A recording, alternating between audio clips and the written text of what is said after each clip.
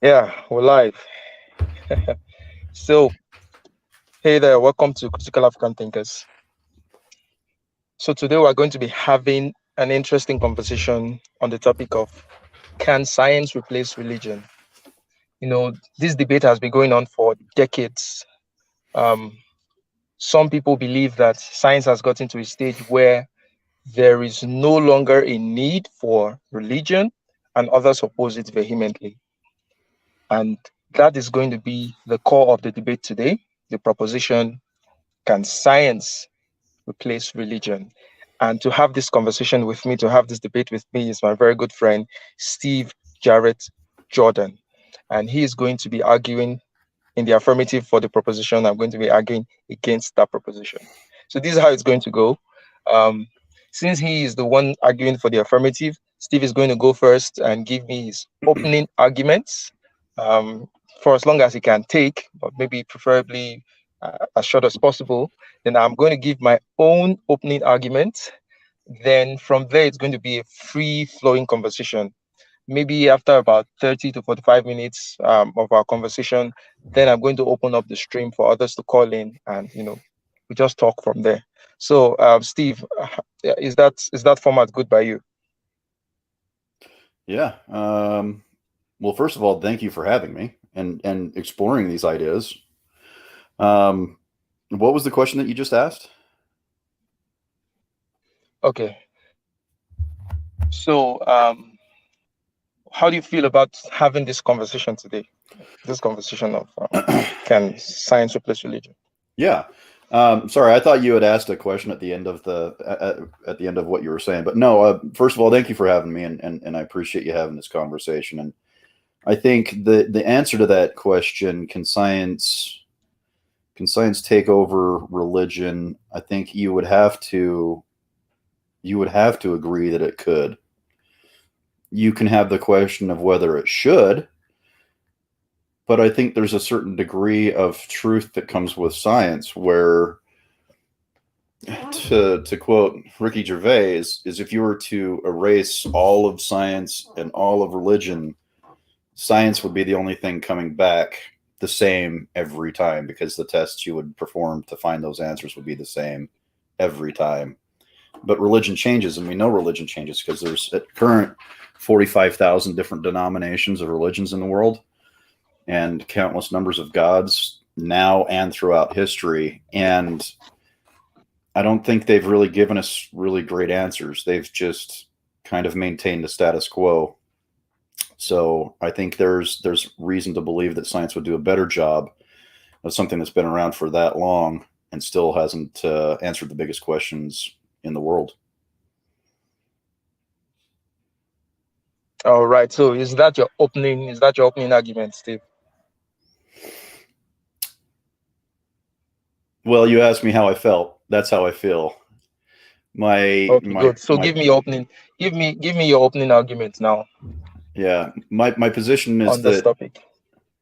my proposition is that science is the best thing that we can use to determine real truths, objective truths about the world, and that's not something that religion can do, because religion comes from a very subjective position in the first place, because no human being alive today has ever met God, and I argue nobody ever has met God because he never existed. Do I think there's great things about religion? Absolutely. There are phenomenal things about religion. There are what you can say are good moral stories, and some pretty piss poor moral stories as well. But I think the best argument I can make is science. Well, let's put it this way: religion has cost the lives of so many countless human beings because of the ideology that you must follow to make sure that you're in the good graces of God. But that is not the same in the scientific community, in the scientific world. When something confronts us with a truth other than what we previously believed, we change our beliefs. So that would be my argument. And it's good to see you, Ada. All right. Yeah. So good. That was a good argument, Steve. So for me, can science replace religion? I mean, the obvious answer is no. But I can understand how it is not apparent to some people. If you look at the beginnings or the origins of modern science, many of the scientists did not ask this question. And the reason they didn't ask this question is because they understood that science and religion played separate or different but equally important roles in the lives of people. Now, science, which was somewhat born out of a curiosity to understand that which the good Lord had created, um, now thinks it is big enough to, to replace that which had birthed it in the first place. So, to me, religion answers certain fundamental qualitative questions that science cannot answer. Questions like, why are we here? What is the purpose of life? What is the meaning of life? Religion gives purpose and direction. Religion helps people to um, get, it helps people to get comfort in this world that is full of tragedies and this world that is full of sorrow. And it gives hope for a future that transcends our current impotent world or the current impotency of this world. But most importantly, I believe in science as much as I believe in religion. And I don't think that both are mutually exclusive. I think they are actually very, very complementary. And I think that the world would be better served if we can get the best of both, if we can get the best of what science can offer and the best of what religion can offer. And I think this is the best way going forward. And I hope that by the end of this debate, I should have been able to make my points clear enough why science itself cannot replace religion. So that's my opening, Steve.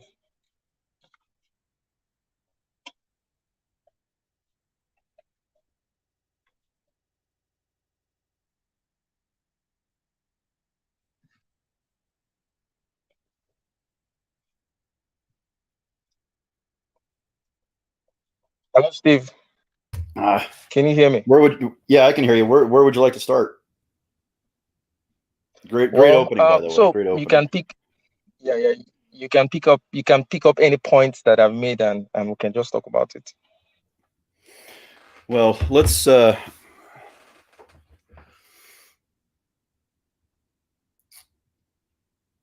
think we have to ask the question: Should they be? Should they even be brought up in the same conversation? And I think to some degree, the answer to that is not so easy to discover. The problem is that should science replace religion? Supposes that science can answer all the immutable questions that we have about life and existence and our experiential um, beings as human beings. Religion can somewhat do that, but the problem is there's so many different religions that it's hard to really nail down which opinion you should listen to, and they all think that they're true, and it just so happens that you were born into the right one, which I find absolutely ridiculous. But we're all born under the science. You know what I mean? We're all born under the symbol of science in that aspect. So there's no questioning. There's no doubt when we look at science and we look at reason. Um, we know the fundamental structures. You know what I mean? We know the fundamental structures of life.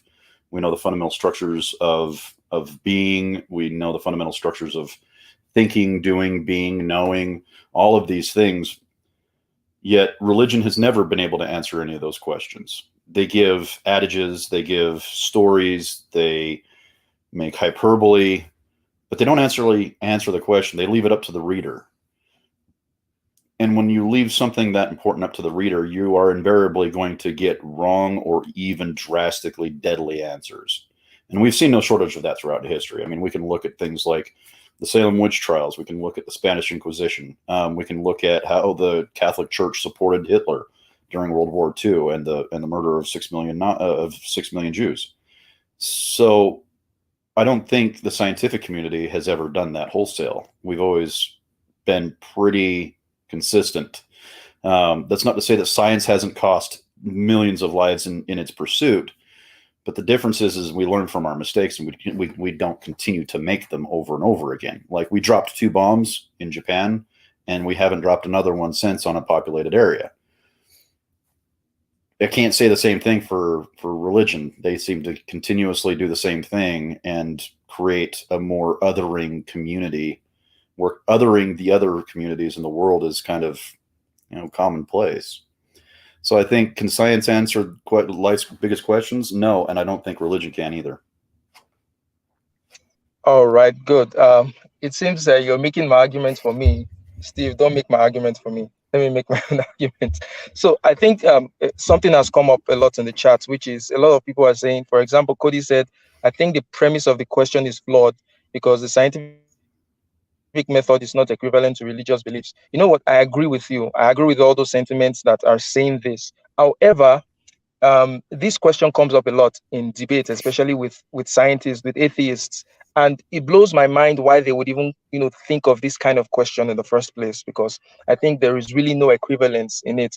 But I'm putting myself in that position of say, okay, maybe I'm speaking with a Richard Dawkins who has had this kind of debates with people like John Lennox, understand, or Peter Atkins, who has had this kind of debates with John Lennox with this same framing.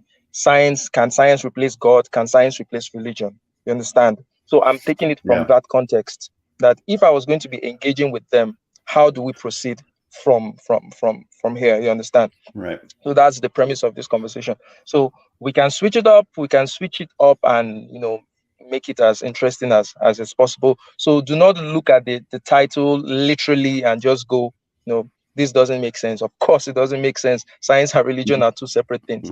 But you brought up a whole lot of things, including when you're talking about religion, which religion? And you talked about the flaws of religion and all that.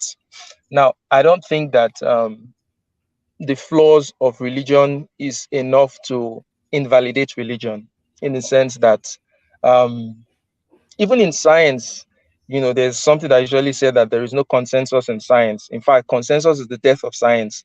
So scientists Exactly. cannot agree, most of the time, cannot agree on specific things. Take the theory of evolution, for example. There are competing theories even within the theory of evolution. So scientists do not even agree.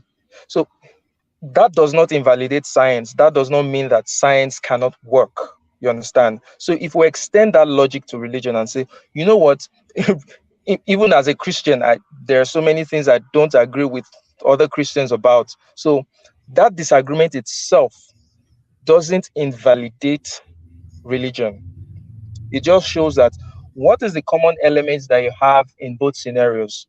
What's the common elements that you have when scientists disagree, and what is the common element you have when people disagree in religion? The common element is man, and once you put the element of man in there, you are going to find disagreements. It's what's going to naturally occur. So, in that sense, I don't think that the disagreements in religion invalidates religion. Now we can begin to look at the specifics of religion and say, okay, does this make sense? Does this contradict this? Does this is this inconsistent? And that is another argument. But we're looking at it holistically. We're looking at the benefits that religion provides holistically for human societies in terms of cooperation, in terms of structuring human society, in terms of the development of morals, and in terms of giving humans that sense of purpose and direction. And like you rightly concord, answering some of the qualitative questions that science cannot answer. So when a Peter Atkins or a someone like Richard Dawkins says that science has replaced God, it doesn't make sense, or science has replaced religion. Because if you ask him, can you tell me why we're here using a scientific method? He would not be able to tell you. So Right. now this is the But fundamental distinction, I think, between science and religion. Science can answer the how of things, how this thing works, or how it is working, but science cannot answer the why of things. That's the big problem with science. It can't really tell you why this or that is happening. But go ahead, Steve. so I'm going to push back on that for the primary reason of no. If no one can answer why, then we can't use the same criteria uh, to disinclude science. If nobody can answer if nobody can answer why, then it's a personal incredulity issue, right? Now the problem is that religion does attempt to, where science does not. Science doesn't tell us how to live. Science and reason can tell us the best modes in which we can exist in, like Sam Harris and the moral landscape, right? He gives us a reason, or he gives us a framework of reason where we can make moral decisions, which oftentimes can match religion or even better it in its ability to make moral decisions. But when we ask the question, or when we propose the question, why are we here, and if religion can't answer it and science can't answer it, then we have a personal incredulity problem. And there's never going to be an answer, because you've got, for every faith out there, the answer is always going to be different. And then on top of that, when you get into specific religions like Jainism, I believe it's Jainism, yeah, where the practice of that is to hurt as few living beings as possible, and usually they end up dying because of malnutrition because they refuse to even hurt a plant. Now, reason would tell us that that is a insane proposition, because you're allowing one living human being, a thinking, sentient, conscient human being, to die because of a plant. Now, we can both reason that out. We can be like, well, that's just stupid. You know what I mean? And I don't mean to offend any Jainists out there. I'm just saying I value your life over the plants. But then you can get into other religions where this kind of belief in superiority of my religion is the best and I will destroy you with my sword if I need to, is equally as evil as allowing someone to die from starvation because they refuse to eat a non-thinking, non-breathing plant, in my belief. And so science doesn't lasso us into this false dichotomy, right? We can just simply say that we have this thing here and we have this thing here, and we can objectively measure most of the components of that, and we can subjectivize some of them, but we can have a rational conversation about whether the value of human life versus a plant even needs to take place. Does that make sense? Yeah, it makes sense, but I disagree with you when you say religion cannot answer why questions. I think religion does a very good job of answering why questions. Well, At which least one? it approximates. Science cannot even attempt to answer it in the first place. Now, when you say different religions give you different answers as to why, it is very possible that there are different reasons why we're here in the first place. So you can't reduce human existence to just one of the reasons. Possibly it's all of the reasons that we're given. Possibly is to to live in paradise, to serve a god, to it could be an aggregate of all those things that these different religions have stated. But at the kernel of most religions, if you synthesize most religions to their barest and their fundamental tenets, you will see that they have more similarities than they have differences. So the differences mostly is in doctrine, is in practices, and is in the traditions that surround the religion. You understand? For example, most religions would extol virtues of honesty, of truth.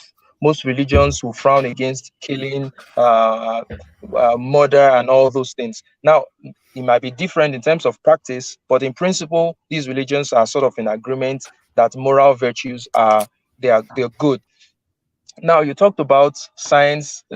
You mentioned science and reason and the moral landscape and all that. I don't think reason as it relates to morality is even scientific. I think it is a philosophical question. It's not a scientific question, because you cannot test reason in a laboratory setting. If you want to look at science in its pure form, its science is mostly quantitative, and morality is not in the sphere of science. It is not in the sphere of quantitative science. It's in the sphere of religion, of the metaphysics. It's in the sphere of philosophy. So science in itself. So when with the moral landscape and all that, eh, what Sam Harris is doing is just doing bait and switch. He's not really telling us that you are deriving any moral virtue from rationality, because I don't think you can. We already have a template for it, so it's easy for him to say, well, you see, based on the reasons, based on logic, this is what is applicable. But when you look at all those moral codes that we have, their fundamental basis is usually rooted somewhat in a religious setting. You get, if you look at I was preparing for this debate, I tried to look at statistics in terms of religion today in the world. Now, most of human existence, humans have been very religious, and humans are still very religious. And let's even go to Europe, one of the most secular places we have on earth today. About 62% of people in Europe say that they are religious. About 71% of people in Europe say they believe in God. That is an overwhelming majority. And that's that's not even counting other parts of the world that are still very religious. Africa, Asia, and other parts of the world. So you see that despite man's desire to remove himself from God and from religion, you see that religion permeates almost every aspect. And even those who feel that they are non-practicing religionists, somehow religion has a way of influencing their day-to-day lives. Western civilization was basically built on many of the principles of some people will say the Judeo-Christian traditions and all that. I don't like the term Judeo-Christian, but let's use it for the purpose of this argument. So that's my fundamental argument, that yes, religion can do answer why questions. You may accept it or you may not accept it. Um, but it doesn't take away the fact that it can. But science cannot even attempt to do that in the first place.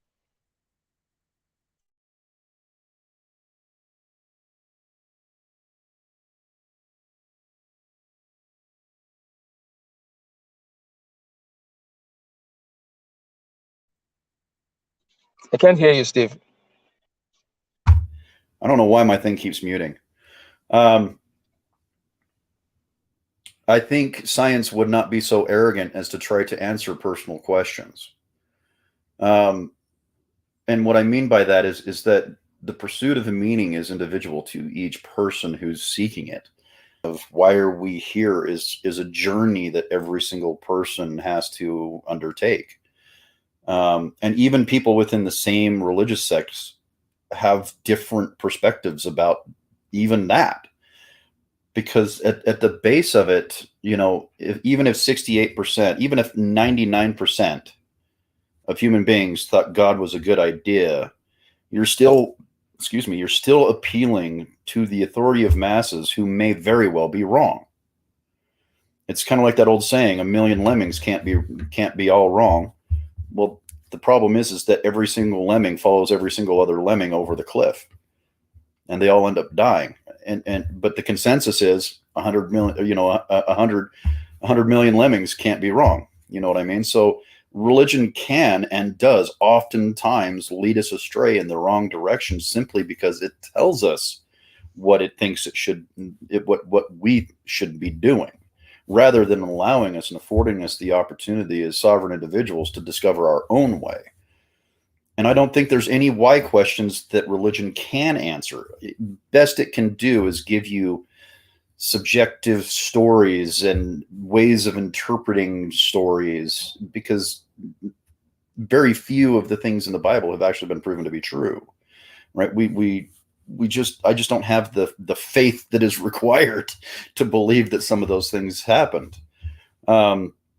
There's so many conflations and there's so many contradictions within most religious books. We'll just take the Bible, for example, that it becomes confusing and confounding to believe in a book that has so many contradictions in it. Not to mention the misinterpretations and the history of it itself. Many people look at Leviticus 18 and say, well, that's a scripture for the argument against homosexuality.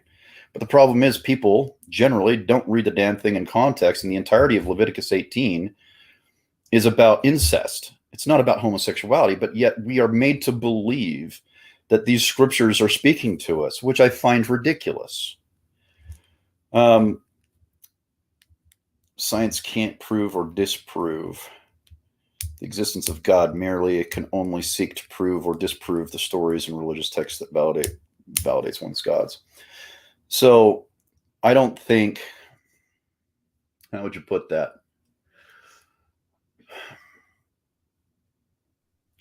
Okay, Science so is not let, science is not there to disprove God. It's only there to investigate the world. And like Charles said, if everybody in the scientific community had a consensus, then it would cease to be science. It's because even scientists know that 99% of, well, we'll just put it this way, no scientist will ever tell you it's 100% sure that the polar ice caps are melting, because there's always a possibility that we're wrong.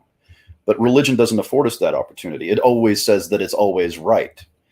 It's God's word. You must follow it. So I find contradiction between having the intellectual integrity to commit oneself to humility rather than to absolution. you know what, where I also find contradictions. I find contradictions in the statements of scientists like um, was this guy, this famous physicist who is dead now, who was in a wheelchair. Is it Hawkins? Yeah, Stephen Hawkins. Uh, That was book right there. can you remind me, Hawkins or something? I've forgotten his name, but he said categorically that there is no God, and you begin to ask yourself, what kind of scientist is that? You there is no evidence to show that you have proven that there is no God. So even within science itself, there are a lot of contradictions.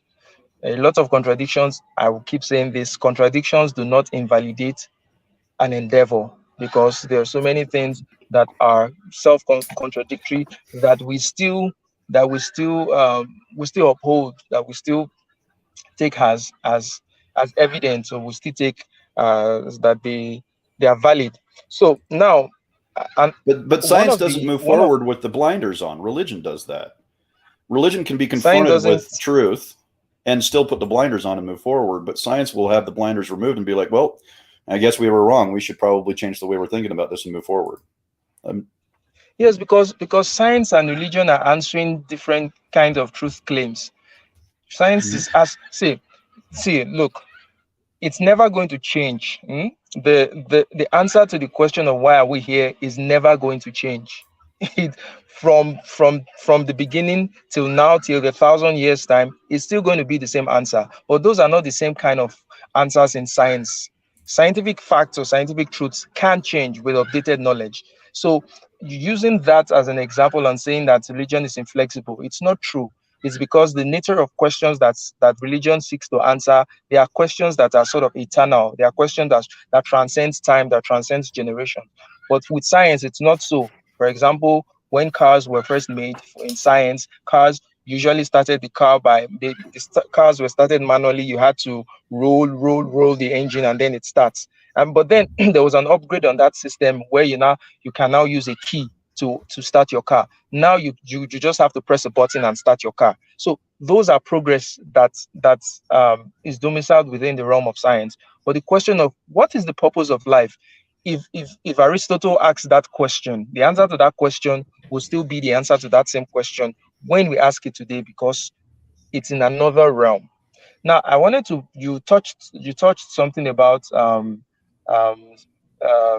religion causing wars, Well, religion, society, well, religious. I need to answer you back on that. Is I deny religion's ability to answer anything. You deny religion's ability to answer anything. Absolutely. So make your case. The reason why is if we look at,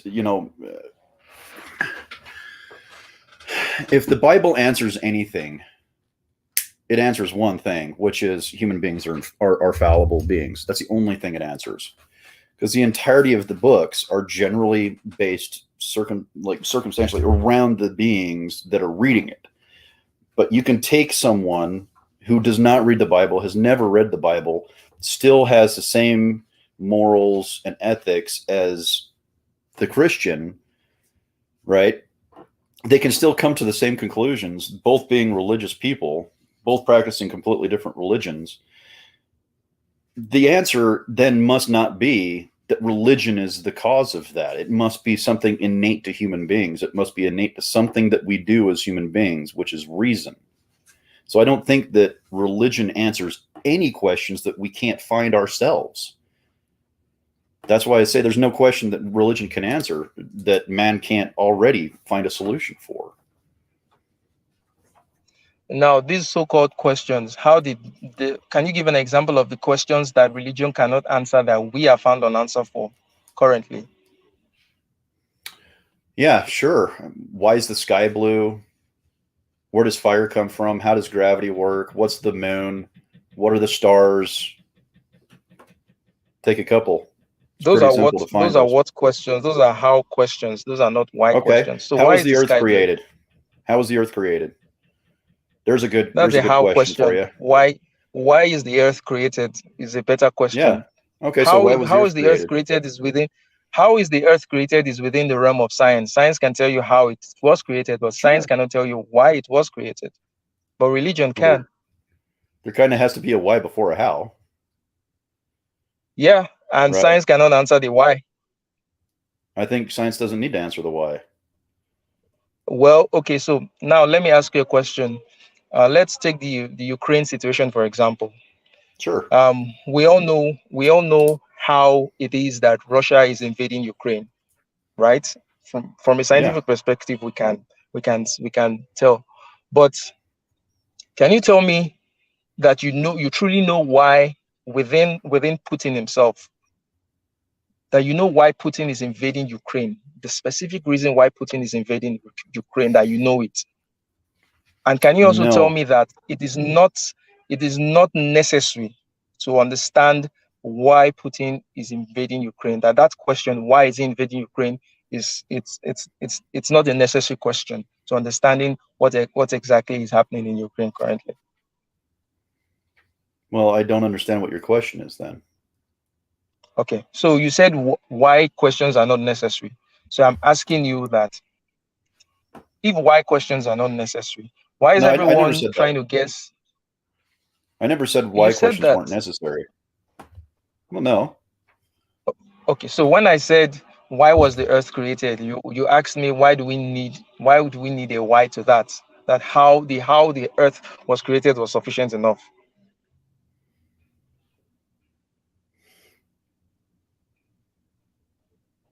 No, Did I that's did not I the way. did I misread you? I think so. There was a lot going on in that short brief conversation, but I guess to clarify is you can ask why questions all you want, but I don't think Christianity or any other religion can answer that question. Why was the earth created? It gives So you an answer, but that doesn't mean that the answer is correct. So how is how do you important? know the answer is not correct? How do you know that the answer is not correct? Because there's a different answer depending upon what religion you ask. No, I don't think there's a different answer for every religion you ask.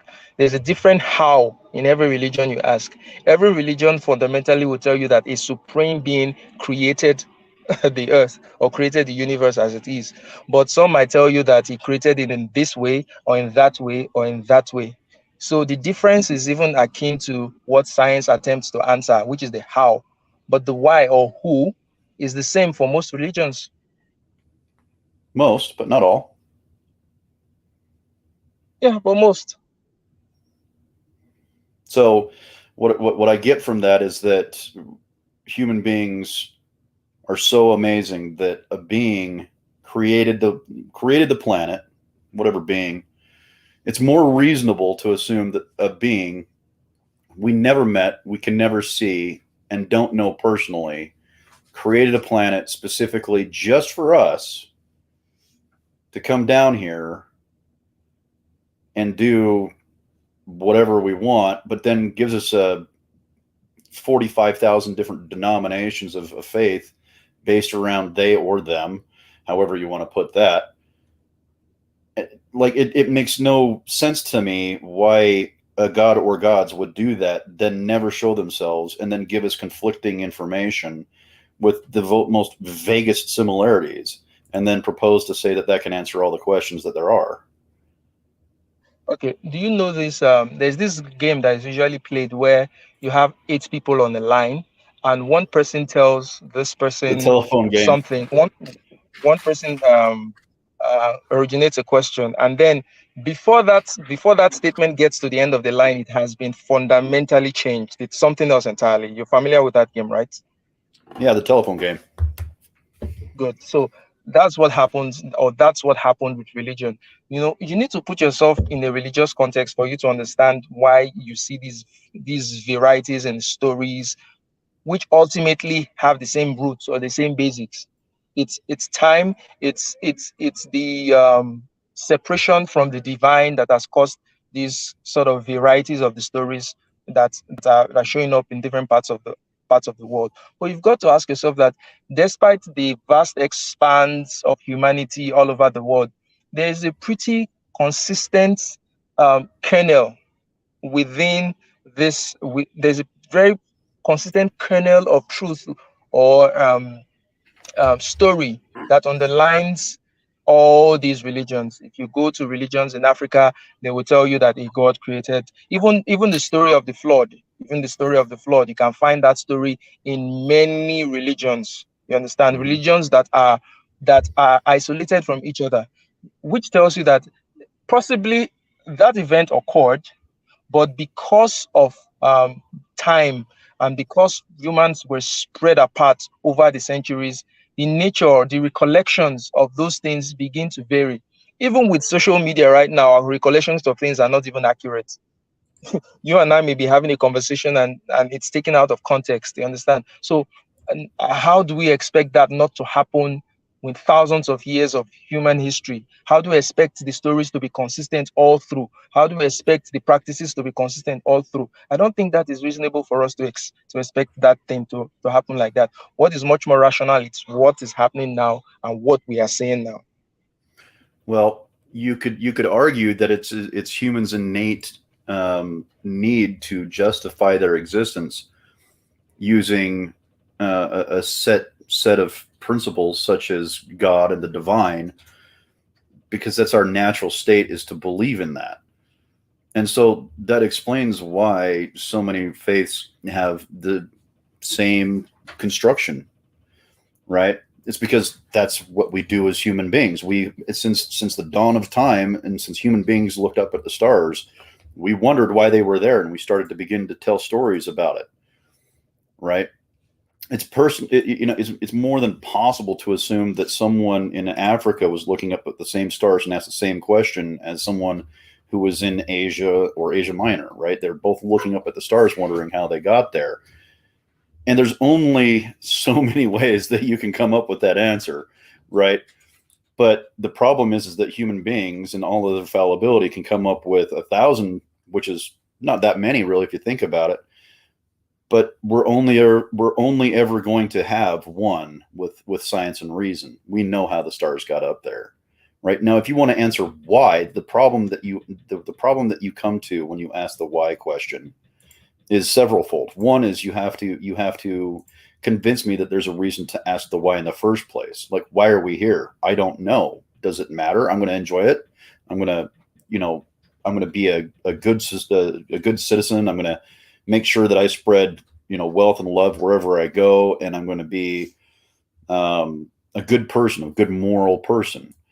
If something happens after that, cool, whatever. But the difference there is that I can have a choice in that. Does that make sense? But when like I came out of a very religious family, and at every single turn, I was always faced with God is watching you. Like if I'm in the bathroom, God is watching you. If I'm in the bedroom, God is watching you. It's like, does this man have nothing better to do than watch what I'm doing in my private time? You know what I mean? I'm made to feel guilty about every damn thing that I do, regardless. And then I'm told, don't question it. That's God's role. He will do that. And so I just began. It just did not make sense to me that Okay, this okay. being up in the sky that I never met would be so concerned about what I'm doing in my private life, in my private time, right? So I had to ask those questions, like, why is masturbation such a bad thing? Why does my my God not want me to do that thing? And no one was ever able to give me a rational explanation as to why. So when I say that the why question is not necessarily, I think, the benchmark that we should be setting when we're asking ourselves why or can science replace religion? Okay, so Steve, now the reasons why you you said you grew up in a religious family and you were put off by certain things of religion, such as God was always watching you, God was always judging you. Um, you can't question things. But I will tell you that that was probably based on the interpretations that you grew up with. Because in my own, the way I grew up, in fact, it is my religious upbringing or training that made me have the desire to question things. Question everything is something that's fundamental to my being. And it is found in the Holy Bible, where the Christians in Berea, where some apostles came to teach them. And what did they do? He said these Christians, they went back to the scripture and studied it to find out if what these people were saying was actually true. So they were confirming. They did not just blindly believe. So in the true Christian tradition, belief is not blind. You have to question and you have to get appropriate answers to these questions. Probably the answers that were given to you were unsatisfactory answers, and probably that's what turned you away from God. But to me, my religion doesn't teach me that I should follow blindly. Now, there are some things that requires a matter of faith to accept them, and I know that faith is another category of its own. We can talk about that or move on. But to say that religion says, accept everything blindly, I just think that's false. That is that comes from not understanding what the scripture is saying, or that comes from you not even trying to learn the scripture by yourself. For example, in my country, it is very, very, very, very common for people to just mass and blindly follow religious leaders because the pastor says this, everybody just go headlong like a sheep.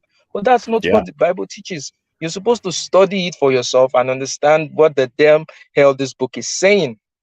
So if you do not study it for yourself, you have no understanding of it, then you cannot critique it in that regard because someone told you this is the way it should be, or this is the only way it is. So I don't think that is a useful critique of religion. But I wanted to take this to another place to tell you that even religious societies today, religious societies somewhat um, compared to quote and unquote atheistic secular societies or atheistic leaning societies, religious societies are much more, would I say, in favor of democracy than atheistic ones. If we want to look at which parts of the world are religious and which parts of the world do we have atheism like, you know, staunchly almost like a state thing. We want to look at China, we want to look at North Korea, we want to look at the Soviet Union, we want to even look at Russia. And something that is very consistent in these societies is what is a sort of a dictatorship, is sort of a um, iron-handed, uh, iron-fisted regime that does not recognize the rights of people. You understand? From the Christian tradition teaches that there are individual rights. In fact, the Christian tradition lays it out that there is neither Jew nor Greek. It takes away racism. There is neither male nor female. Equality before God. Many people might not know that's what the Bible teaches. It said there is neither Jew nor Greek. There is neither male nor female. All are equal before God. So that is a fundamental that's a fundamental premise which I think that the West borrowed from the church to create the Mm. kind of society that we have today that you might not even find in atheistic leaning societies. So we have to look at things in proper perspective and understand, okay, what is my understanding of this religion? What is my understanding of this faith? Instead of just concluding and say, you know what, because this doesn't make sense and someone told me, then I'm just going to dump it. It doesn't make sense. Yeah. Well, first of all, I'm glad that you're not asking me the same lame questions every Christian asks an atheist, because that would have got really boring really quickly. So I'm glad that you're challenging these. And I was actually going to address that before Wim actually commented on that. Is that, yeah, in some places the Bible does, and this is where those contradictions come into place, but yet it describes the exact way that we can sell our slaves, how I should kill my mother for wearing two different cloths, or that I shouldn't be eating bacon. Come on now. The supposed reason why we're not supposed to eat bacon is because pigs don't sweat; they're unclean, right? Well, pretty sure if I cut open a pig, the inside's going to be pretty dang clean. It's just the ways Yeah, in which sure. religion accuses itself of knowing the answers to all things is kind of a ridiculous and confounding narrative. That, I mean, I laugh, but you know ever since I was young, I always felt very uncomfortable in places of worship. None of it made sense to me. Like, it just did not. It made the vaguest of senses to me. So I had always been a very existential child. I mean, even when I was like 4 years old, I could remember distinctly looking in the mirror and wondering where the voice was coming from in my head. And what 4-year-old does that? I don't know. Maybe everybody does. I don't know. But I realized at that point that and Kant speaks about this, and so does Descartes. Descartes was really profound about this. Was he's the one that came up with cogito ergo sum, right? I think, therefore I am, is because out of everything else in the world, the one thing I know is true is that I am a thinking being, right? There is some part of me in here that if my head was destroyed, I would cease to be. I would cease to be a voice in my head, right? There is an end of life when this is destroyed. So we can reasonably assume that whatever is the thing that is our soul that speaks to us resides within our head, right? We can determine that reason and science can tell us that that is true if we ask the why, right? Why do I have consciousness? Well, it's because you have a number of wow, words. You have billions of connections within your mind that are generated by electricity that create consciousness out of nothing, which is still the hard problem of consciousness. We can't answer that. Even in science, we can't answer that yet. We don't know how to measure it. We don't know. Honestly, this is one of the few places where I don't have a lot of confidence in science being able to answer the question of why. Now, Christianity or any other religion really can attempt to answer that question, but the problem that I have with that is it presupposes that they're going to be right. And if science can't answer a question, why should I believe religion will?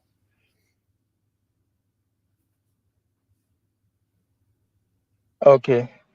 Um, I will reiterate this, that the kind of questions that science seeks to answer are quantitative questions, questions that are measurable, questions that are repeatable, the kind of questions that fall within the realm of religion. They are more metaphysical questions. They are more qualitative questions. You were talking about consciousness. Now, neurons firing and all that is not why you have consciousness. It's explaining how you have consciousness. You understand? The same Well, no, neurons that, no, it's not. no, That's not telling you why you have consciousness, because you very well right. could have, you very well could have those neurons and still not have consciousness.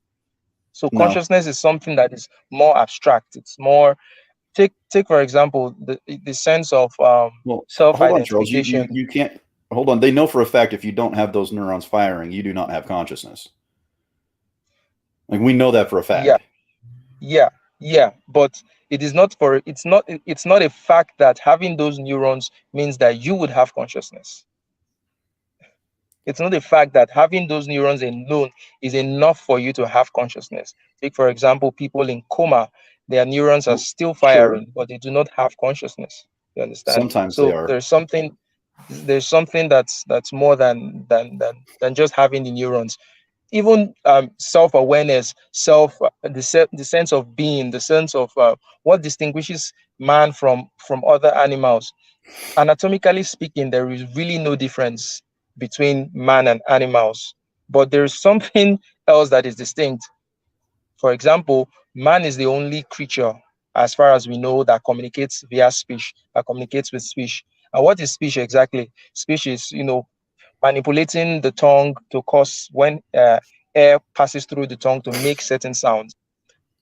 Animals have those structures anatomically, they have those structures, but they cannot speak. So it's just having the structures is not enough reason to say, well, because we have the structures, therefore it will happen. No, I'm there has to I'm be a little something bit more. weak on my anatomy, but I don't believe that cats, dogs, and other mammals have a identical voice box to human beings. It doesn't have to be identical. The structure It are the kind of structures does. there.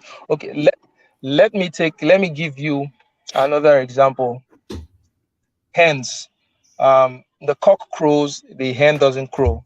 Now I can tell you for a fact that the hen has all the anatomical structures to crow, but why she doesn't crow is because she lacks the psychological incentive to do so. So Mm. merely having a structure isn't enough to behave in a certain way. She just lacks the psychological incentive to do so, even though she has the same structures as a cock has. So you have to look at it from that perspective. So, religion, science, they answer two different questions, separate questions. I mean, you and I, sort of from the beginning, we agreed on this that, okay, these are two separate realms that may not even, not necessary to say one should replace the other. But the reason we're having this conversation is because there are certain scientists whom I am appalled by that would ask questions like this. Richard Dawkins is one of such scientists. Peter Atkins is another of such scientists that would ask questions like this and will tell you categorically that science has replaced God. Or with Hawkins, will tell you that there is no God. And you begin to ask yourself, are these scientists making that kind of categorical statements? What kind of question are they asking? No, they're telling you they're telling you categorically that like I think it's Stephen Hawkins that there is no God. Mm. That's a scientist saying there is no God without evidence. You can't you can't prove scientifically, you can't, as it is, you can't prove or disprove the existence of God, even if I think that you actually can scientifically. But Well, let's put it religion aside can't and do say that either. let's put it aside and say we can't do that. We can't prove the existence or the non-existence of God. But for scientists to say that there is no God, that's a definitive statement. You have to be able to back up that claim with evidence, which you do not have, with proof, which you do not have. So that is what necessitates us having these kinds of conversation to show probably the absurdity and the hubris of science in thinking that we can do things that it wasn't designed to do. Now, I think you mentioned something about God creating us, and we've never met God, and all that. I'll ask you these questions. I'll ask you this question: do you think that computers communicate with each other? Like the internet is one giant computer. Do you think they communicate with each other by their design, by the way they were designed to function?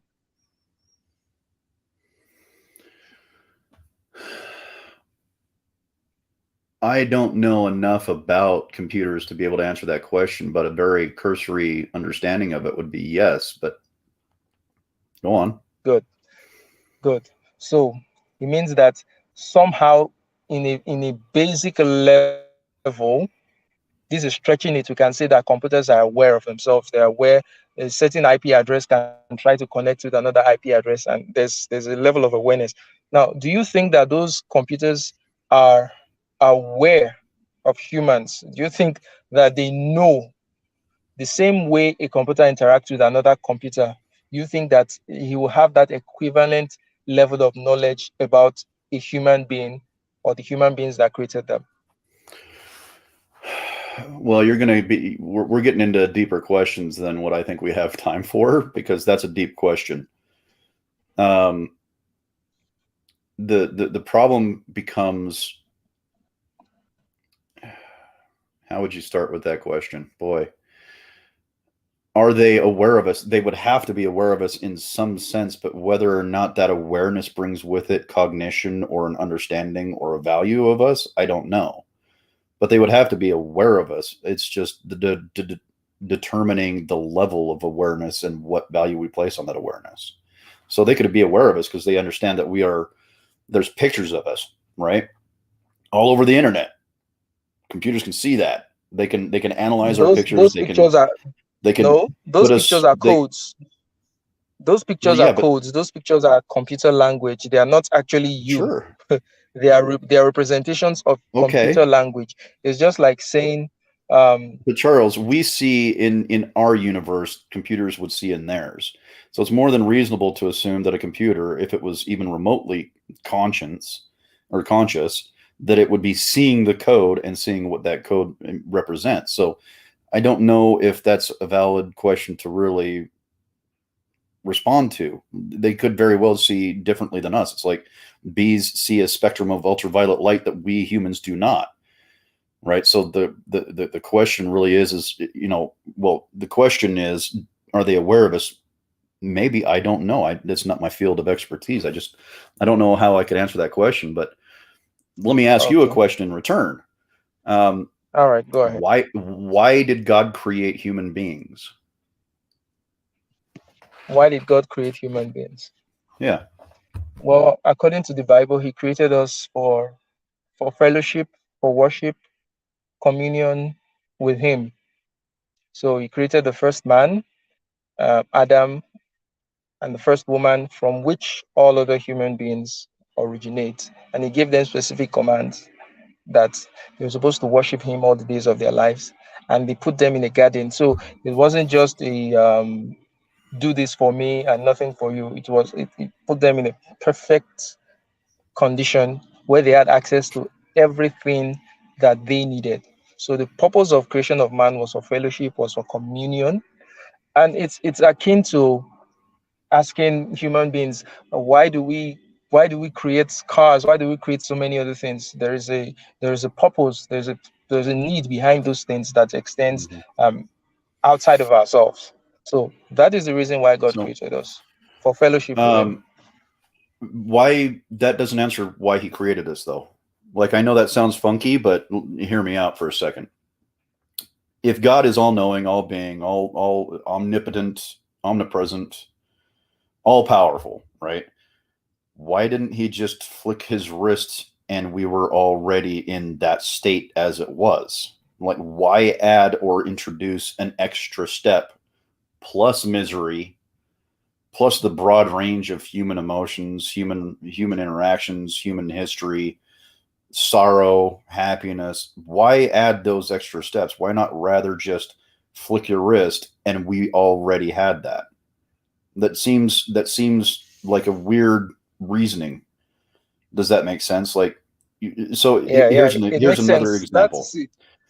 Here's another That's example. a that, okay. Go ahead. So in the Mormon faith, we have what's called baptisms for the dead. This is how vain the LDS Church is. Which doesn't Is make it? any sense. It just no, it fucking does not. Excuse my language. No, it does not. Here's the problem. Let's assume, because the people that believe in the Mormon faith believe it's true. Literally, you go to church once every month and you say, I know this church is true, blah blah blah blah blah. There's millions of members who believe this stuff, right? So here's the problem. The church got in trouble for baptizing Jews after they died. They found that they were even baptizing some Jews who were Holocaust victims. So here's the other problem to that. You die, you're not Mormon, right? So you've got to go wait. You got to go into a celestial waiting room, for lack of a better terminology. And you're waiting for your baptism to occur. Even though you have an all-knowing, all-powerful God who could flick his wrist and be like, no, we're all good, you guys can come through. For some reason, we added another extra step on top of that, like God has no choice in it. If God does not have a choice in it, then he is not all-powerful, all-knowing, and all-seeing. So everywhere we look, this construction of all-powerful God falls away so easily under the simplest of scrutiny. So when people ask me why should science replace faith, I don't think it should. However, I think it's the best contender we have because we don't have ridiculous steps to put us through more steps to bring us to a conclusion that doesn't make sense in the first place. All right. I think COVID-19 will prove you wrong. The whole business and the whole mess of COVID-19 would prove you wrong that science doesn't have ridiculous steps. I mean, there is a lot of ridiculous steps with wearing no mask, and then with wearing 3 masks, and then with one vaccine, and then with 3, 4 boosters and all that. So that can be said for science as well. Now, to the point That you, was the not two science, other Charles. points you That made. was politics. Oh, that was That was human that was beings that was mucking science. stuff up more and more. That was Science was that very was clear from the science. beginning that this is a That this was is a science. disease. It has a 0.03 death rate. It was all the other human beings that went like, "Oh my god," freaked out and did stupid shit because human beings are stupid. That was science. But anyhow, let me address your other points. Now, the point about I agree with you that there are certain things that are absurd in religious practice, but you have to make a distinction between, okay, is this actually what there are two levels of absurd. One level of absurd is a total misrepresentation of what the scripture says. For example, the scripture doesn't say you should baptize the dead. It doesn't make any fucking sense. So that's one level of absurd. The other level of absurd we can talk about now. See, Charles is just going to slide that in there. It just makes no fucking sense. Yeah, it just doesn't, man. It just doesn't. Sorry, I'm laughing. That caught me off guard. So you rarely Now, the swear. other So when you point, do, it catches me completely off guard. It's like my wife never swears, but when she says "fuck," I die laughing, and it doesn't matter how serious she is because she's so adorable and cute yeah, and beautiful that when she drops an F-bomb, I just lose my shit collectively. So I apologize, man. I didn't mean to derail the conversation. okay, now, so the other part, it seems you were making a case of if God is so perfect, if God is so all powerful and all that, why didn't he make perfect beings? I mean, why is there sort of decay in the world? Why is there um all these troubles and we see? And I will tell you that it is very, very consistent with what you're seeing in the world is very, very consistent with anything that is created. Now, anything that is created has what a, a decay. So decay is an inherent property of creation. Now, the reason God cannot decay is because he wasn't created.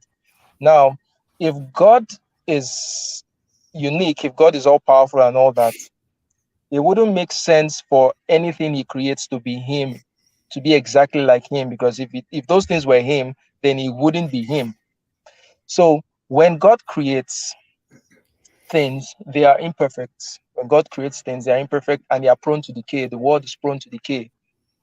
When we as humans, we are in the image of God, we are also sort of gods in the sense that we have created. And there is nothing that man has created that is not prone to decay as well. So if you make a car, it has its lifespan. It's going to break down at a certain point, whether you use it or not. So the decay we see in the world is a natural, inherent property of things that are created. Is a feature of creation. So we cannot use that as evidence to say God doesn't exist because God is all powerful, and the things He created are decaying. When knowing that creation or decay is a feature of things that are created. So that's how I would answer that question.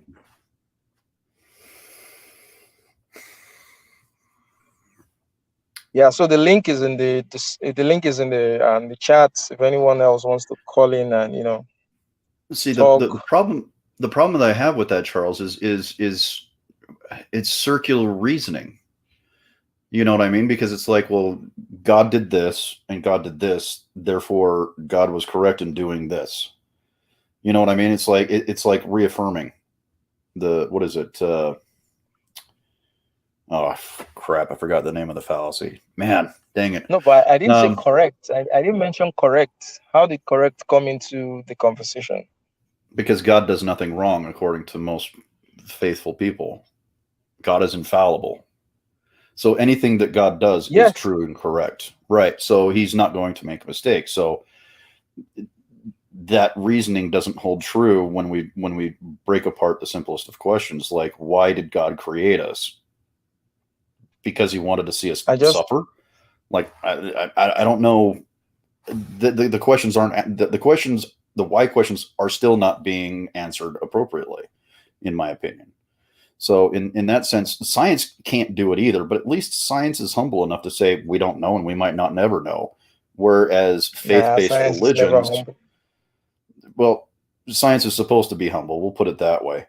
But at least at some degree, faith and specifically Christianity and the Judeo-Christian God, Hebrew, Yahweh or God or whoever you want to say, even within that structure, we could still go back and say, well, if God is all good, then why does he allow suffering? Right? These are fundamental questions that still remain unanswered because the why question can't be. Right? So I can say, well, how can we solve? So here's one thing. Here's something good that is a point to be made. God has never ended world hunger, ever, not ever. So he remains complicit in the fact that hunger still continues to this day. But what we can do is we can take someone like Elon Musk, a capitalist, right? And we can say, help us. He could end all hunger on the planet easily within a couple of years. He's got the money, he's got the No, he finances. can't. He can't. Well, he could. It would only take roughly about. I mean, this just went through the news. Not that last year. It would take roughly about $6 billion to end world hunger. The World Until Health he see. Organization.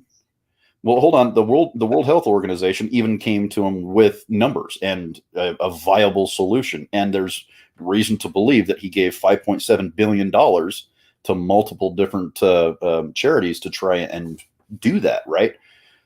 But that Hmm. Christianity has never solved that problem. Okay. And Steve, sorry for cutting you short, but I don't want this to pass. So let me take you up on this Elon Musk thing. Then you continue, then I'll answer the other things. I don't yeah. think Elon Musk can end world hunger because you got to ask yourself, okay, end world hunger for how long? For a few good years or for the rest of eternity? Because humans are going to be here for a pretty damn long time. And then just having money alone, just the projection of money alone, is not sufficient to solve any problem. I mean, the problem of Africa today isn't really money. There are many NGOs that are pumping money into Africa. And the projects that they are pumping money into, if it was just for the sake of money alone, those problems will be fixed. But I can tell you that those problems are intractable, not because the money isn't sufficient to do it, because there are just so many things that just goes into those things. So I don't think saying Elon Musk could end hunger today, nah, it's not feasible. So even if he ends it for the next 10 years, what about the next 1,000 years of human Okay. existence? But go ahead. So here's my point. If Elon Musk could end world hunger for 10 years, that would be 10 more years than Christianity has ever done. That would be infinitely better than none at all. I think we can all agree with that.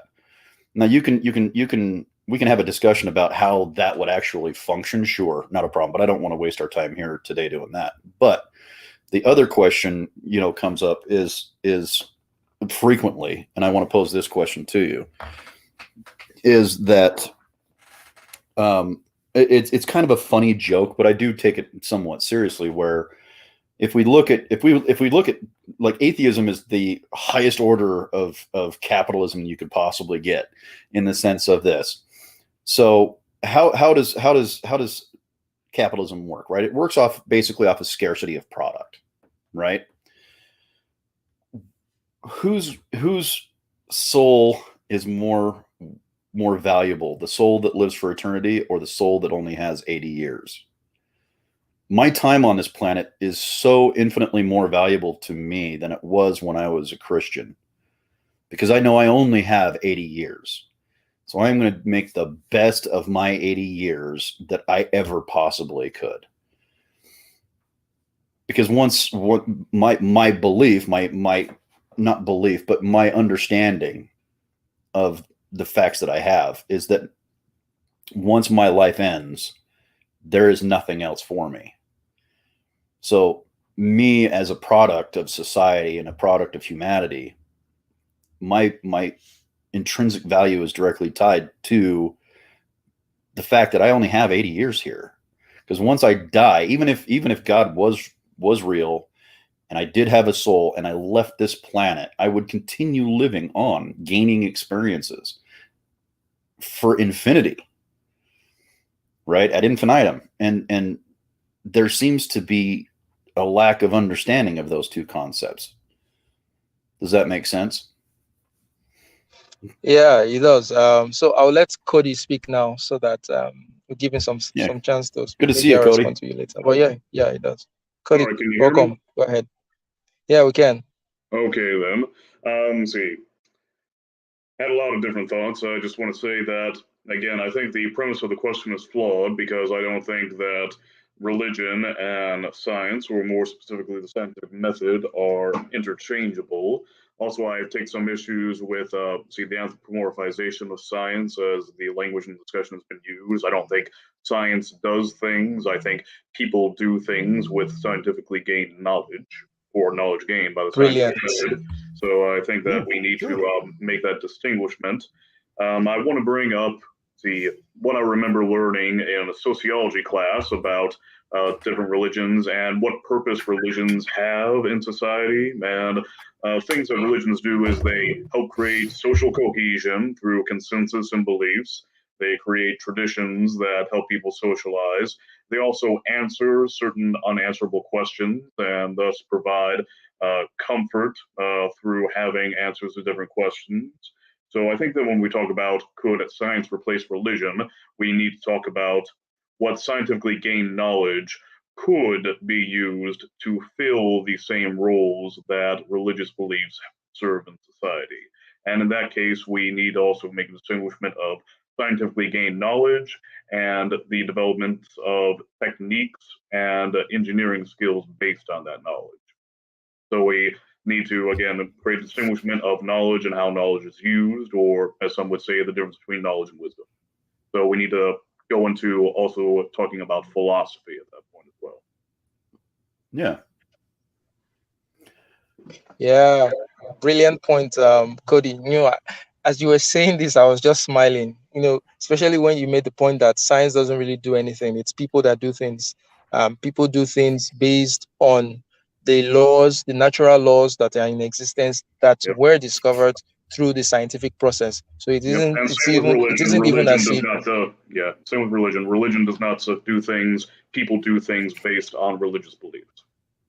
Yeah. Mm-hmm. Good. So that's why I wasn't that concerned was a about very good point. that argument, because it's kind of a non-point. It's kind of a moot point, because one way or the other, science is still being done and religion is still being done. I'm actually with Cody on this, and I said this at the very beginning of this. Is the I don't think that the question should be, can science replace religion? I think the question really realistically would be, should it replace religion? And my answer is no. And it has been from the beginning. Because I think they're two fundamentally different propositions trying to answer the same question. And I think that's a little bit fallacious in that sense. Yeah, because science does one thing, religion does another. But the problem that I personally have with religion is when it tries to answer questions that science already has, and then tells science that it's wrong for doing it. But science and reason, I should say, can conduct the same experiments over and over and over again and get consistent answers. Can you give an example? Can you give an example of those questions that science have answered that religion is questioning? Well, I could. Sure. How about the fact that the Earth is 13.8 billion years old? That's a good one. Religion tells us that, the world can be, depending upon whatever faith you want to follow, but the Christian faith follows that it's 6,000 years old. But that's not what the Christian faith says. Okay. So the Christian faith says that the world was created in 6 days. Genesis says, in the beginning was the word. It wasn't talking about, he didn't put his time stamp on that beginning. And besides, when what Genesis was describing Well, that's what was young Earth preparation creationists of think. So what Genesis was describing was preparation of the earth for man's existence. If you understood the whole context of Genesis, you will see that he said, and the spirit of the Lord was moving upon the face of the void. There was darkness, there was water covering the earth, showing that the earth had definitely existed prior to the time that that event of let there be light and all those things were happening. You understand? So those bodies were already in existence. The Bible doesn't give a definite um it doesn't give you a time and says this is exactly how old the earth was. So those are just human interpretations. So it's yeah, easy to sure, but impute to religion things that it did not say. it does say in the Bible, in Genesis, that God created the earth in 6 days and rested the seventh. Does it not? Yes, it does say So God created the that's earth that's in that's one question that we know that science can answer no, that faith cannot. no, he didn't say God created the earth in 6 days. Now, the first thing that God created was light. Let there be light, right? According to the biblical, um, explanation, let there be light, and then separating the firmaments from the waters from below, from the waters above. Those things were already in existence. That was just a preparation of the earth for man's existence. So let the waters be gathered into one place, causing dry land to occur, showing that the earth itself covered with water was already in existence. God was just preparing, he was just preparing the place. So it isn't accurate to say God created the world in 6 days. I don't think so. I think it was a preparation of the earth for man's existence. And number two, we also have to understand that the Bible is not an anthropological, it's not a scientific, it's not an historical book. It is a spiritual book, and there are a lot of allegories, there are a lot of parables, there are a lot of Mm. other Yeah, things that are in there. So you yeah, cannot use the standards of science, or use the standards of history and all that to judge it and say it doesn't meet. Get? yeah. You So, It's just asked the as Charles, question, and I gave you the it's answer. just It's like that the Bible literally claims that God created the earth and all the heavens and all the animals in 6 days. yeah, now we're It getting says into that. I just biblical looked at it. literalism. It's what it literally says, right? And he rested on the seventh day. And then also on top of that, we know that women were not created from the spare rib of man. We know that. We've got a history of evolution to prove that. Yeah, so now So we're getting nope. into the topic of biblical literalism, or whether the Bible should be interpreted literally or figuratively. Like some people would say, well, you're sure, not supposed to take day literally. A day for God could be 300 years, etc. but there is a massive number of Christians who believe that the Bible is the word of God and it is true in its form and that it is correct. Well, yeah, I wanted to get into that because I was raised Southern Baptist and in a church that preached young earth creationism and biblical literalism. So I could get Yeah. into details on that if you allow me, because I remember when I was a child in church, they had a man come in who, see, he was advertised as a former scientist, born again Christian or something, and he talked about how science was wrong in so many things. And I remember him giving a Yeah. PowerPoint presentation about how, see, I can't remember all the details, but basically about how the Darwinian evolution was wrong because it contradicts the Bible. But I remember one of the main PowerPoint slides was this picture of a pillar that was see, like a totem pole with the Bible, society, humanity all up on top of each other, and there was a pillar beside it that toppled over because it rested on science. So I was trying to make the point that if uh, basically, if Darwinian evolution was true, then their worldview based on Christianity was wrong, and then society would fall apart if people stopped believing in it. And that Yeah. should be the point that they were trying to make, is that they were claiming the scientific theory was morally wrong because it contradicted their origin story of the Earth, and they connected the belief that if that origin story was considered invalid, then people would no longer follow any of the morals that they upheld as Christians, and then society would no longer function. So I think that's a crux to these debates about science versus religion because people conflate understandings of physics with social morality.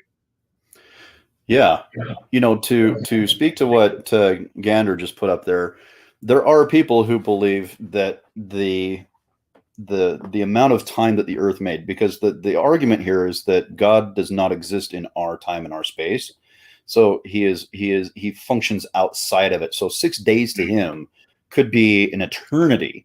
We don't know because it's not really explained really all that well. But if you wanted to say, okay, well, 6 days is 2.5 million years. Okay, cool. That would fall in line with 6 days to create the Earth. And here we are, 13.8, somewhere around there. My math is not the strong suit for me, but so we can say, okay, well, maybe Adam and Eve were the first sentient and conscient Homo sapiens.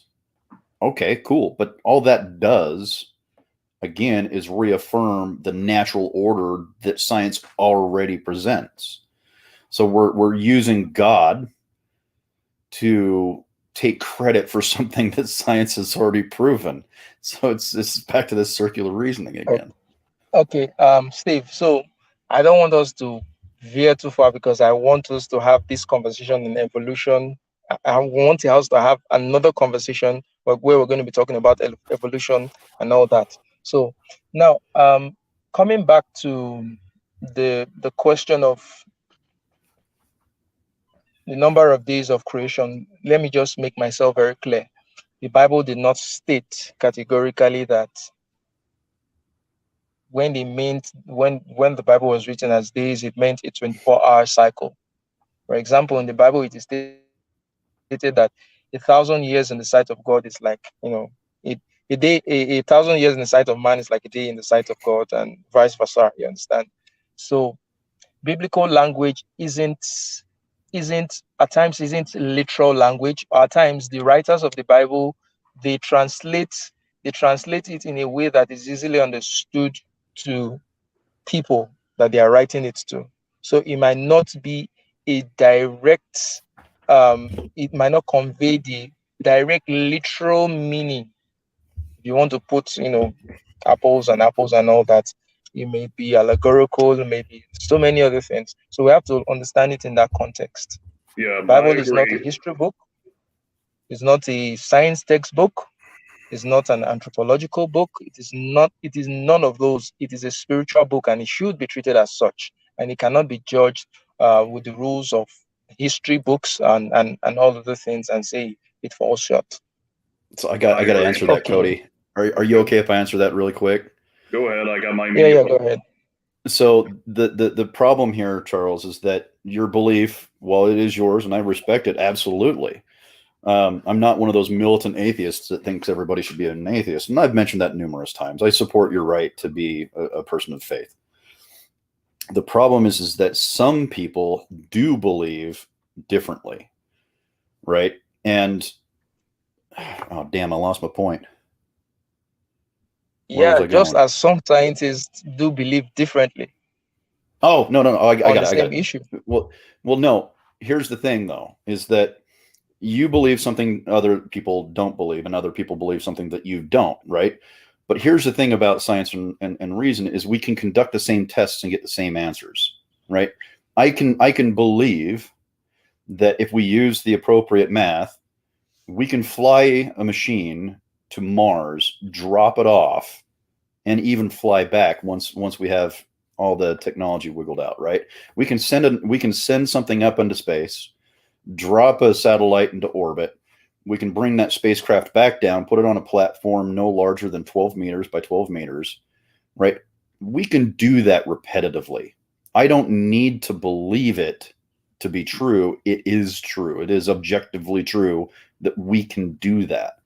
But when you have a system that relies on different interpretations, such as religion, you are going to get vastly different answers. And the one thing that we all like as human beings is stability and reliability. And I don't think that religion gives us stability and reliability unless we're only following our sort of belief of it. but science and reason can maintain that stability over time for much longer and with very few tweaks. So that's where I would challenge that. Okay, and I would like to follow up and adding. Charles, sorry, Cody. Hi, Wim. Why Matters, welcome. Cody, you would go, but there's one point I wanted to make.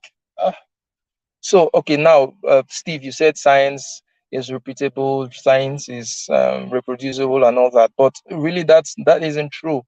There are so many theories in science that are not reproducible. They're just theories. They're just hypotheses. You cannot take evolution, for example. No one has been able to show via laboratory experiments that macroevolution takes place, the change of one kind to another. It is not repeatable in the laboratory setting. So yet it is believed as a theory. You understand? So there are things that exist within science itself that are not even reproducible. I don't know if that's true, Charles. I think there's actually evidence that we have. It is. It there's is. Actual evidence that so it has. Are you telling me that they have been able to show macroevolution in the laboratory setting? One species or one kind evolving into another kind. I'm not talking about changing features, adaptive features. I'm talking about a bird becoming a lizard or something like that. Has science done that in a lab setting? Microscopically, yeah. Huh? Yeah, microscopically we have. This is how viruses are created. They haven't. This is called gain of function testing. Viruses talking about macroevolution, and if the issue there is macro. I thought he said micro. Macro. Yes, so anyhow, why it matters. There is one case. Cody, go ahead. Cody, go ahead, and why it matters you follow. Okay. Wanted to speak my piece because we're getting more off the topic. So let me try to remember exactly where we left off. But I want to get the point Charles said again. I agree with you about the Bible should be taken more as parables and understood figuratively. The issue that Steve mentioned before is that there are people who interpret the Bible literally. And again, I was raised to believe such, and my sister still does so. And I had a small fight with her because she decided to take my nieces to the Ark Encounter in Kentucky a few months ago. I'm not sure if you've heard about that, but it's a theme park that claims to have a full-size replica of Noah's Ark, and it includes dinosaurs, pterosaurs, synapsids, other prehistoric reptiles on Noah's Ark because they believe that if the Earth was only 6,000 years old, then dinosaurs and human beings and other prehistoric animals would have lived at the same time. And it gives a counter narrative of the history of the world and even counter narratives to Darwinian evolution. So again, that's where we get more into the issues of biblical literalism versus scientific theories based on knowledge gained by the scientific method. Then I also wanted to touch then about the philosophy of science as I learned in college. And I remember a biology teacher, again, talking to us about the limits of the scientific method because the supernatural is beyond the scientific method because there is no way to test the supernatural in a laboratory setting. So the issue there when we talk about religion too is that religion delves much into the supernatural and metaphysics, which the scientific method is not able to measure. And to give details on the scientific method, the steps of it include observations, questioning, research, hypothesis, experiment, testing hypotheses, drawing conclusions, report, repeat, and then creating theories that best explain the results gained through experimentation. And the thing too is that, of course, that is open to revision through further research. So theories may be revised based on new research. And when you talked about scientists not having a consensus, I think we need to talk to about the issues of the general consensus and the full consensus. And the thing is that the scientific method and scientific philosophies is more concerned with probabilities than things being fundamentally true because human beings are flawed. So it's best to address that the things may be flawed in some degree. Trying to remember exactly what I want to say, but basically, it's important to understand that even if there are some people who are outliers who disagree with scientific theories, the point is that general consensus is important based on repeatable experimentation through independent study within certain percentages.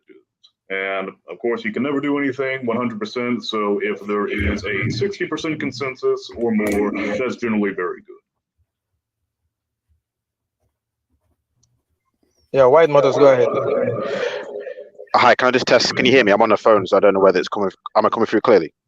Yeah, just make sure that you don't have YouTube opened up in your browser because it creates an echo. 1 second. Right, I've got rid of YouTube on my tab, so I'm hoping it's not echoing. Am I coming through clearly now? Yeah, perfect. So first off, hey Charles and hey Steve and Cody and hey everyone to the chat. I've been in and out, so apologies if this has already been touched, but let me just give my sort of two pieces here. I think for me, where I stand with it at the moment is science at this present time, and I don't think it ever will do, cannot answer the big questions as to why we are here and why things are the way that they are. Science, as basically humans' best guess at the current time and place that we're at, can only answer how things came about, again, using the scientific method. But I suppose my issue here, where it becomes for religion, is religion. It's not like it's a someone following a vegan diet or someone following a plant-based diet. These are texts which, if people believe as the text states, it's a divine power which pretty much is life or death. So when it comes to these situations here, I do think it's a case where my question will be, how do you quantify, or how do you sort of contrast the stories in the book, which is, for example, did Jesus come of a Virgin Mary? Did a man walk on water? Did he turn water into wine? These are fundamental stories which, if we use a scientific method, those have never been replicated before ever, as far as I'm aware. I've never met a human who's been born of a virgin. I've never known a man turning water into wine. I've never known someone walking on water. These are fundamental constructs which, if it isn't true, surely it contradicts the very essence of what you're actually believing in. So my question, I suppose, then is how do you pass, or how do you sort of rectify the two, knowing what science is we currently know and your religious text, because it doesn't change the religious text, but I believe science has what's the word, helped evolve the Bible, not the Bible helped evolve science. I don't know if that all makes sense, but that's kind of where my two pieces at the moment. Well, I think to add to what Wim is saying here is that science asks what is objectively true. That's what we do with science, is we seek answers to questions, but we only try to accept those that are objectively true, because that's what we're trying to seek. Where religion gives us subjective answers to those questions, it can never provide a concrete answer.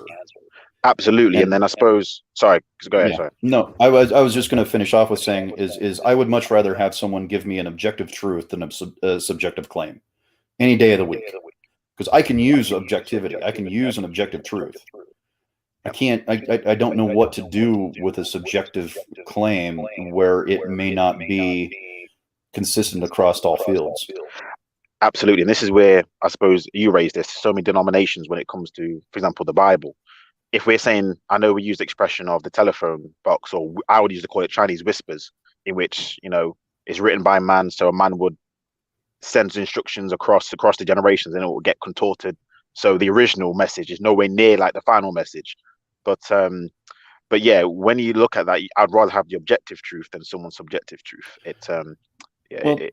The Council of Nicaea is a good example where they took books out, put books in.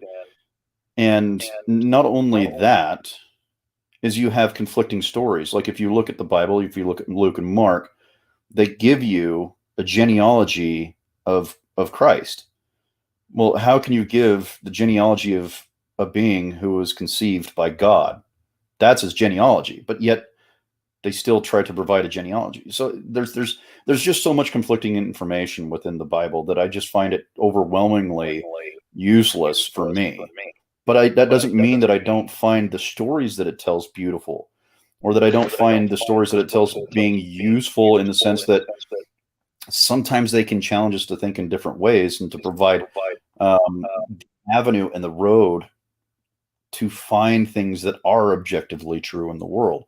And that's why I'm not tied down on the fact that science should replace religion. I think they're both mutually beneficial towards the end goal, which is the betterment of human beings. My contention is that science can tell us more frequently, not all the time, but more frequently, objective truths that are more beneficial to But human beings and humankind than can religion. but Steve, you already believe subjective truths. There in your life, you believe subjective truths. For example, take the trans issue. For example, when a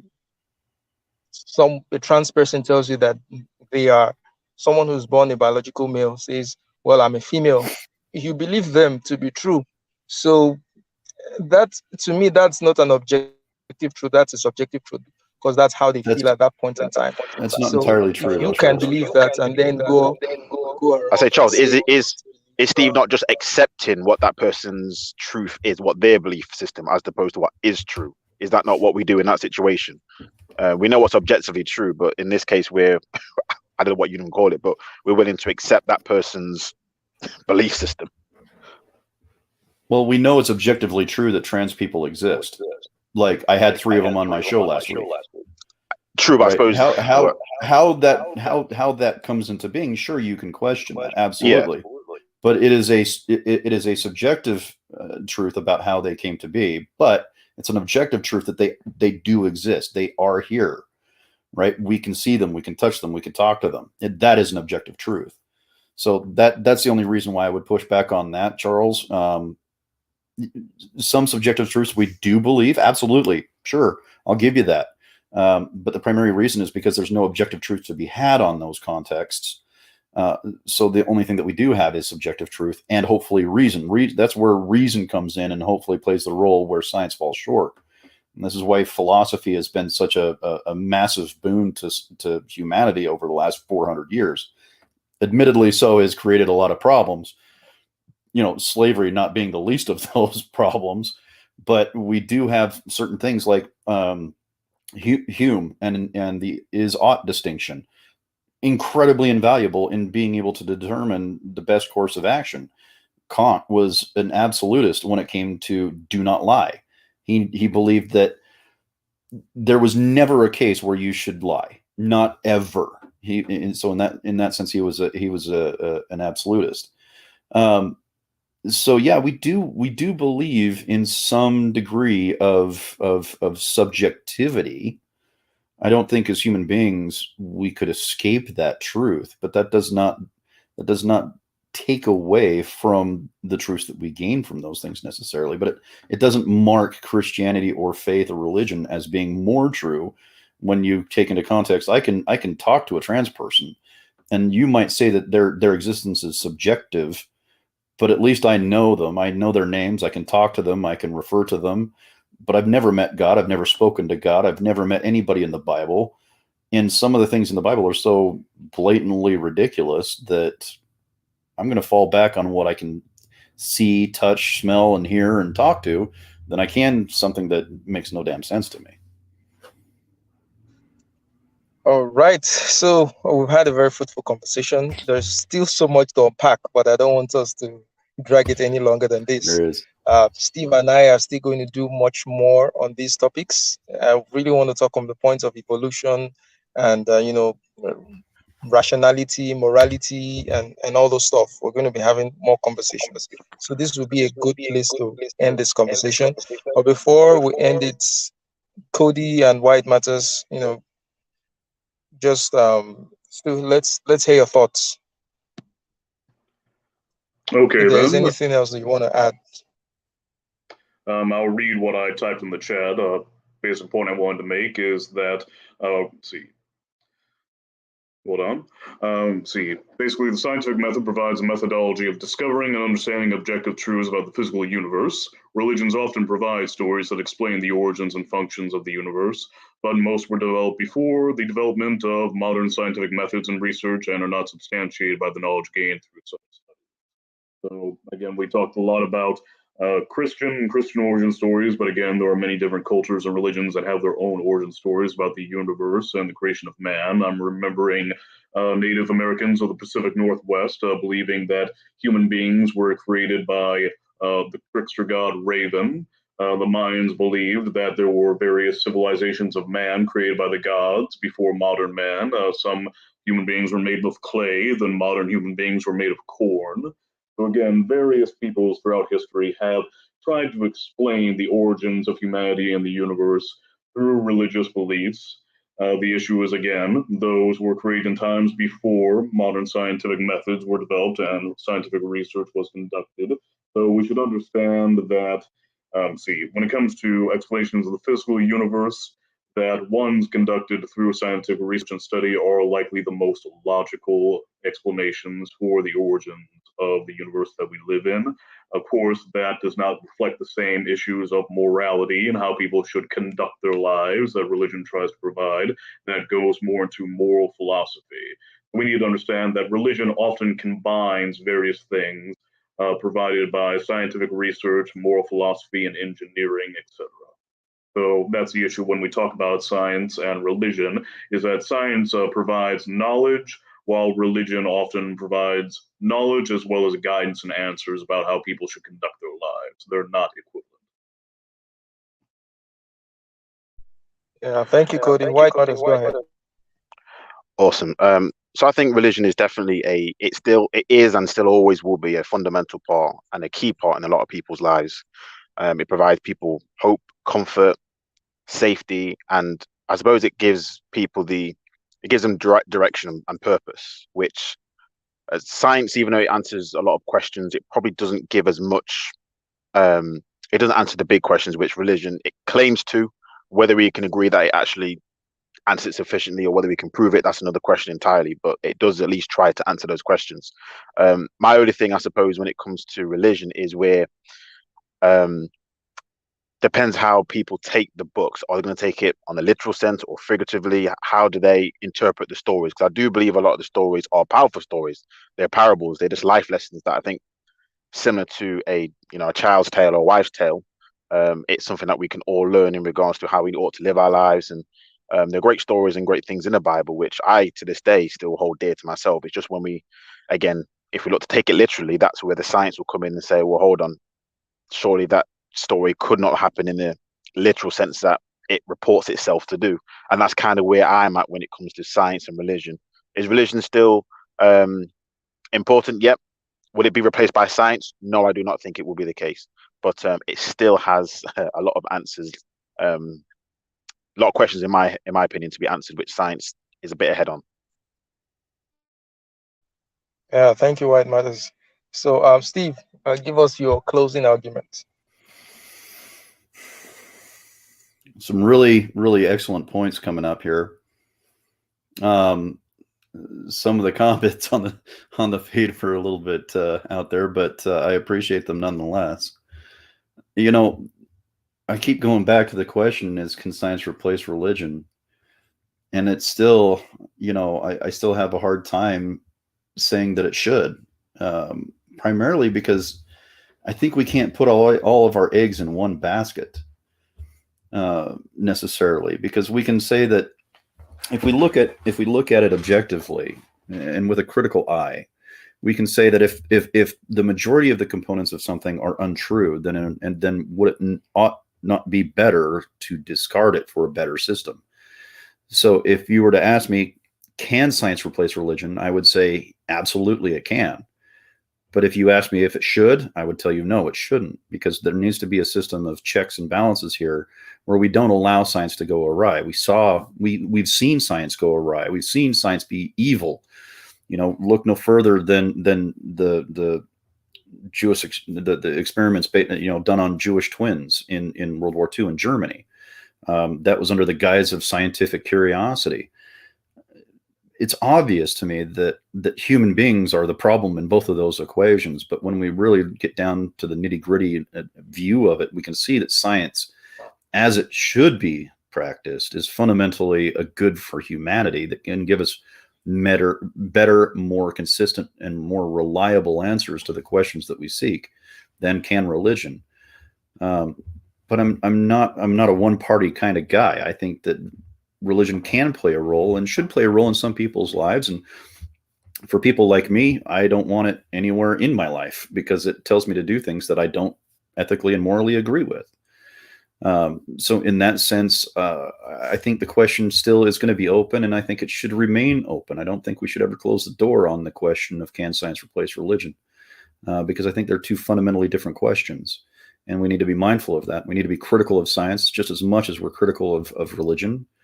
And hopefully when the time comes and we can make that conversation more meaningful, we'll actually have the answers that we need to make a rational and reasonable decision. But until then, I still support people's right to believe what they believe in, whatever that might be, so long as it doesn't cause harm to other human beings. If it does, then I'm going to have a problem with it. But as always, I always appreciate Cody's perspective. They come in here and they just kind of, put things so much more succinctly than I do in my messed up, cluttery head.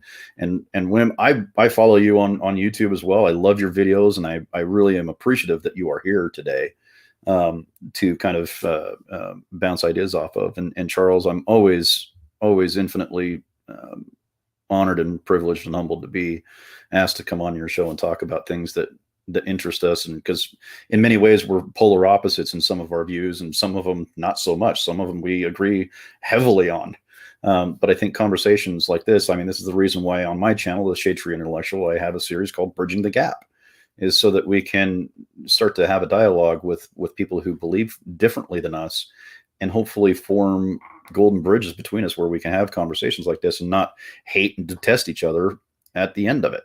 Like, this is the point of a reasonably responsible society, is to talk about these issues. And I'm grateful for the fact that I was asked to be here. I'm grateful for the fact that Charles is doing that. And I'm grateful for the fact that Charles is willing to risk his beliefs in a conversation with someone who doesn't believe them. So thanks again, Charles, for having me. And thank everybody. And thanks to everybody for coming and participating. Yeah, good one, Steve. So, my closing statements. The question, can science replace religion, is just as useful as asking, can an arm replace an eye?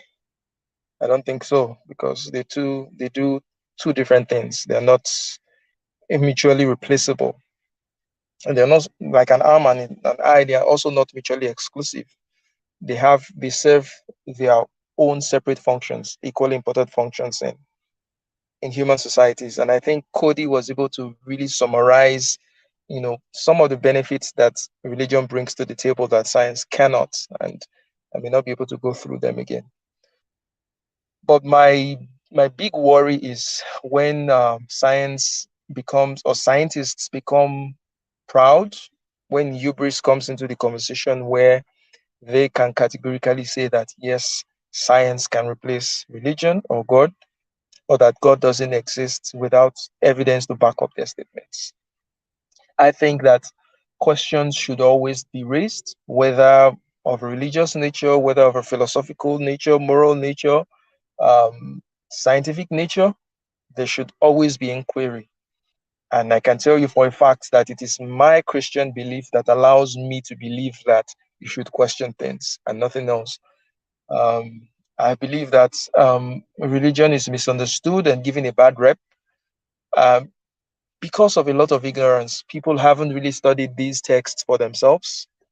And when they do study these texts, they do not study it in the context of a religion. They study it in the context of science, or another context which will not give you the true picture of what it is. So you have to study it as study this book as a religious text and try to understand what is being said. And I believe that religion has a lot to offer, as much as science has a lot to offer, and that if we take the best of both, we will get a much more better society. We'll get a much more better society than if we had only religion or science alone.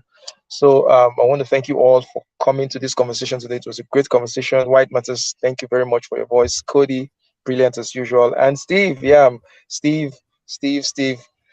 You know, I like talking with Steve because he's reasonable. He calls himself a lefty, but he's reasonable. I don't know how that works. This is me just shitting on lefties. You've got some bad info on the Steve, left, and Charles, you've got some bad information on the left. You're the new leftist consultant, I think. I agree. I appreciate the compliment. Charles. anyway, yeah, I always love talking with Steve because he could easily have come in here and say, you know what, science can definitely replace religion from the outset, but he was big enough to admit that okay, these cover two different spheres, and then we had a fruitful conversation about it. And that's the way conversations should always be. So thank you guys for coming, and I'll catch you guys in another live. So it's bye for now. Great show, everyone. Thanks, Charles. Bye, everybody. Thank you.